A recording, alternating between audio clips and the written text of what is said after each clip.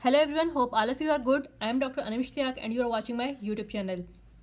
Before I am going to discuss today's topic, it's a humble request to all of you to kindly subscribe my YouTube channel, like, comment and share with others so others can also get information from my videos. Now let's start today's topic, that is what is heart attack. Before discussing that, let's start with the basic knowledge. You all have a heart, and the picture you draw or send a text messages like this. The actual picture of the heart is like this. I draw a sketch of a heart, anterior portion of heart with its blood supply. So blood supply to the heart through coronary arteries. Here is left main coronary artery, circumflex coronary artery, left interior descending coronary artery, right coronary artery, and here is aorta. So what happens in heart attack is that when any of one coronary artery get blocked, the blood supply of that area is stop, and tissues and cells of the muscle not get oxygen and nutrient. So the cells and tissues of that area start dying. This is which we call a heart attack. So what is heart attack? It's a medical emergency and life-threatening condition in which supply of blood to the heart is suddenly blocked. The question comes in your mind is how the supply of blood is suddenly blocked. The answer is due to blood clot. The next question comes in your mind is what is clot and how it occurs. So basically the level of fat, cholesterol and the substances increases in your blood that forms plaque, also known as atherosclerosis. Over time it damages, releases platelet and convert into clot. Here I draw a vessel. Suppose it is a coronary artery and here is a clot. It blocked the blood supply. It stopped the blood supply. So the artery is blocked.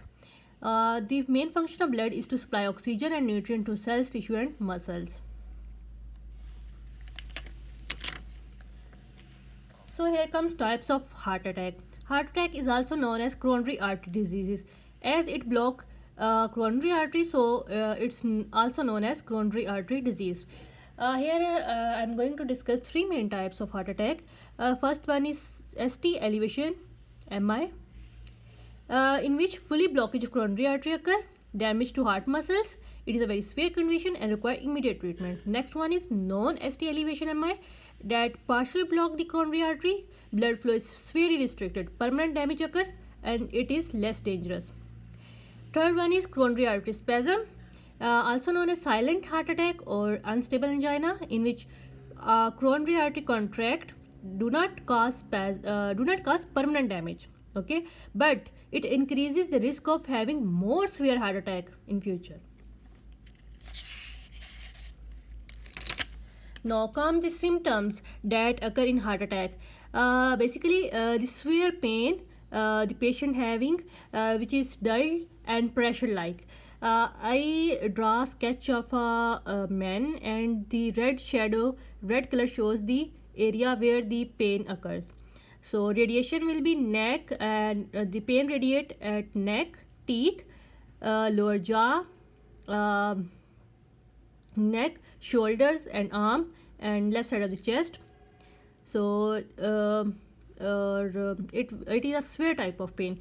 The other thing is associated symptoms that will shortness of breath, nausea, sweating, dizziness, lightheadedness, fatigue. So next question comes in your mind, if you having these symptoms and you are fear of heart attack, what should I do now? So you take aspirin immediately. It's a life-saving medicine. 300 mg. Take one medicine sublingually or chewing under the teeth. Then call the ambulance and reach to hospital in emergency department. Now, how to prevent heart attack? So for this you should know the risk factors. family history is very important. Basically, the first degree relatives, which includes your parents, siblings, the history must be your father or brother died of heart attack under the age of 55. Female relative, maybe your mother or sister died due to heart attack under the age of 65. These age is very important. If a male relative die under the age of 55 or female die under the age of 65 due to heart attack, then you will be count as a positive family history in the case of heart attack. Next one is diabetes. Diabetes is again is a risk factor for having heart attack. Next one is hypertension. That is most important and most common risk factor of for having heart attack. Next one is age. Those who are above 45 years in men are at high risk of developing heart attack, and in women age above 55. As women have a monthly menstrual cycle that act as a protection in the case of heart attack. Estrogen level protects basically from heart attack in women. Next one is hyperlipidemia. That means your blood have high level of lipid. If you have a high level of low density lipoprotein, that is most dangerous condition. It means the chances of having heart attack is more. Next one is smoking, physical inactivity, excess alcohol ingestion, insufficient fruits and vegetables in the diet, emotional stress. Now next comes the initial screening test. What is the screening test? Basically, these are the tests which are done in normal population that have no disease, and it detects the chance of having disease in future, basically. So the tests we will do in screening test are cholesterol level, so in your blood. It includes low density lipoproteins that are if you have a high density of if you have high level of low density lipoproteins, then you have more chance of having heart attack. High density lipoproteins level is also matters because these are good for the body. The function of it is absorb cholesterol, carried back to the liver where it flushed from the body. So cholesterol level should be done every 4 to 6 years. Next come is blood glucose level. Blood glucose level should be done. It is diabetes risk of having diabetes is more in obese patient. So start at the age of 40 years. Repeat this test every 3 years. The next test is amount of C-reactive protein in blood. The amount of C-reactive protein raises when you having swelling or inflammation which is going on your body. It also indicator of heart attack.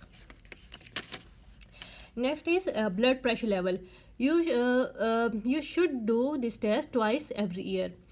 If you have any abnormal tests, then further tests are recommended. That are ECG, EKG, exercise, cardiac stress test, echocardiography, cardiac CT for calcium scoring. It measures the amount of calcium, the coronary arteries, indicator of amount of plaque in the arteries. So other one is coronary catheter angiography, see blockage and narrowing of coronary arteries. Myocardial perfusion imaging, also known as nuclear stress test, in which radioactive substance induced in your body and then take the images. And the other one is coronary artery angiography. Basically, these all tests are done to see the condition of your heart, coronary arteries, blockage of coronary arteries, number of coronary arteries that are blocked or going to block or become the cause of your heart. So basically, these are tests for the heart. Next one is the question comes in your mind will be who should consider heart screening. So American Heart Association said begin at the age of 20 years.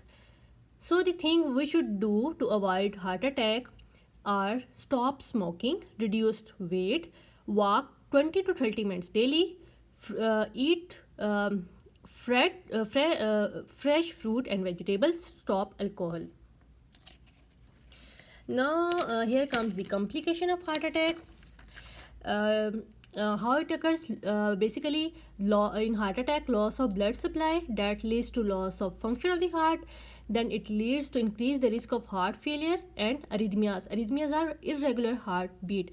That irregular heartbeat means your heart will beat more than normal or slow than normal. So the two main complications that cause the death of a person are heart failure and arrhythmias. So here in this video I haven't discussed the investigating test, investigation for diagnostic test, maybe say it in diagnostic test for heart attack, and emergency management, medical management, and surgical management. I will discuss these topics in my next video. Thank you.